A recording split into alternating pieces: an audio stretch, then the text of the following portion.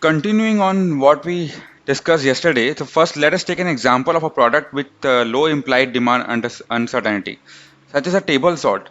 So a table salt has a low margin, accurate demand forecast, low stock out rates, and virtually no markdowns. These characteristics match well with the features card of characteristics of product with highly certain demand. On the other end of the spectrum, if a new company is launching a new cell phone, it will have a high implied demand uncertainty. It will like to have a high margin, inaccurate demand forecast, high stock out rates if it's successful, and larger markdowns if it is a failure.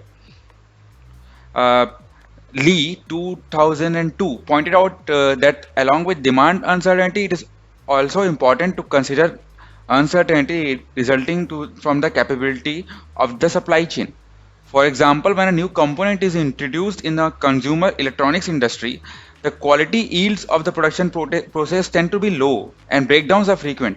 As a result, companies have difficulty delivering according to a well-defined schedule, resulting in high supply uncertainty for electronics manufacturers. As the production technology matures and yields improve, companies are able to follow a fixed delivery schedule, resulting in no low supply uncertainty. Illustrates how various characteristics of supply sources affect the supply uncertainty. Supply uncertainty is also strongly affected by the life cycle position of the product. New products being introduced have higher supply uncertainty because designs and production process are still evolving. In contrast, mature products have less supply uncertainty. We can create a spectrum of uncertainty by combining the demand and supply uncertainty. The implied uncertainties in spectrum, I'll show you how it will be. So suppose we have a product margin. So with the product margin, the low implied uncertainty will be low and the high implied uncertainty will be high if the product margin is low and high. Similarly, the average forecast error will be low around 10% and the forecast error for high demand uncertainty will can go to 40% to 100%. For the stock out rate, the average should be 1 to 2% for low demand uncertainty and for high it should be 10 to 40%. Average force season and markdown, it will be 0 for low demand uncertainty, while for high it will be 10 to 25%. So a company introducing a brand new cell phone based on entirely new components and technology faces high implied demand uncertainty and high supply uncertainty. As a result, in implied uncertainty faced by the supply chain is extremely high.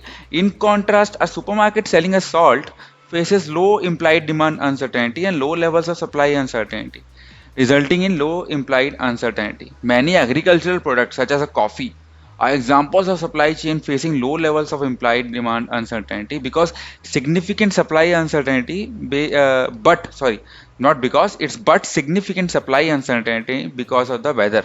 So suppose you have like the weather is bad and then the coffee production is low, the supply will be low, but the coffee demand is stagnant. It will not be increased or decreased, at least unless until someone says the coffee is like extremely beneficial for you and it can reduce your aging and all those things. And it does it, but in a moderate amount right now. So supply chain thus faces an intermediate level of implied uncertainty. So if there is a frequent breakdowns, the supply uncertainty will be increased. If there is a unpredictable and low yields, the supply uncertainty will be increased. Like we have low yields, we can have coffee. Unpredictable, we can have the if a new product is coming in the market. If there is a poor quality, the supply uncertainty will be increased, right?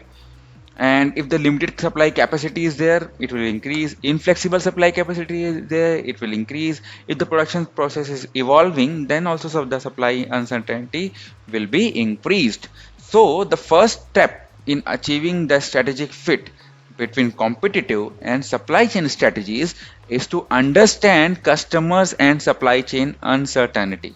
The uncertainty from the customer and the supply chain can be combined and mapped on the implied uncertainty spectrum. So this is how we have to deal with the uncertainties.